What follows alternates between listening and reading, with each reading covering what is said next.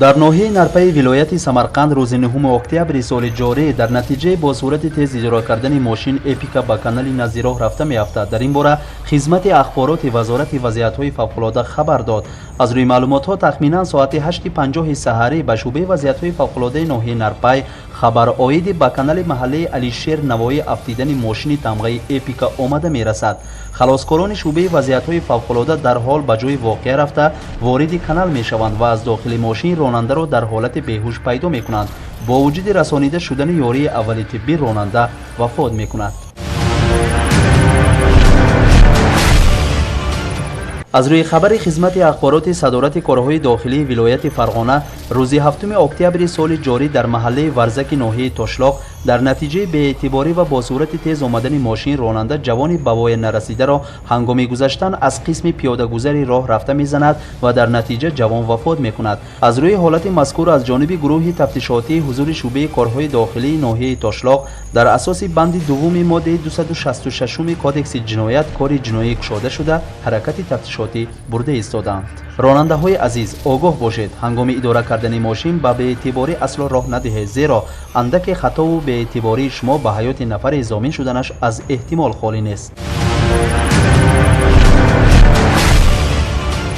در ناحیه بویده به صورتخانه دزد درآمد. خیر نام شخص به شعبه کارهای داخلی ناحیه بویده مراجعت کرده روز 6 اکتبر در دل شب قلف در صورتخانه را ویران کرده دزدیده رفتن کامپیوتر، نوتبوک، پرینتر و فوتوآپارات های قیمت بهایش را معلوم کرد. در نتیجه تدبیر تیزکاری گروه مخصوص شعبه کارهای داخلی دزد دستگیر کرده شد و نسبت او چاره حبس کردن دیده شده است.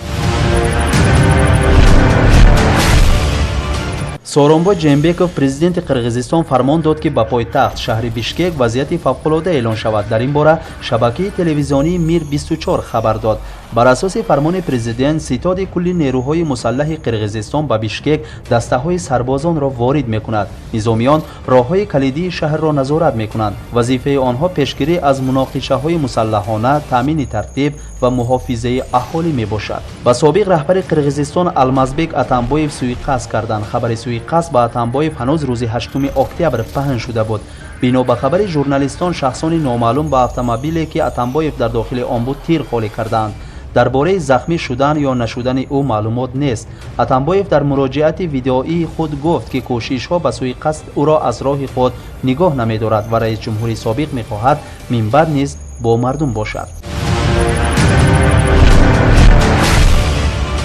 جنگ بین آذربایجان و ارمنستان بازداشته شد. در مسکو پایتخت روسیه واقعی بین وزیران کارهای خارجه آذربایجان و ارمنستان به وقوع پیوست. در انتهای مذاکره‌ای که نزدیک 10 ساعت دوام کرد، وزیران کارهای خارجه دولت‌ها برای داشته شدن تیراندازی‌ها در قره‌باغ کوهی شرطنامه امضا کردند. روز 10 اکتبر ساعت 12:00 اسیران حربی و دیگر شخصانی به اسیر گرفته را برای عوض کردن و بازداشتن تیراندازی‌ها اعلان رسانیده شد در هر دو کشور.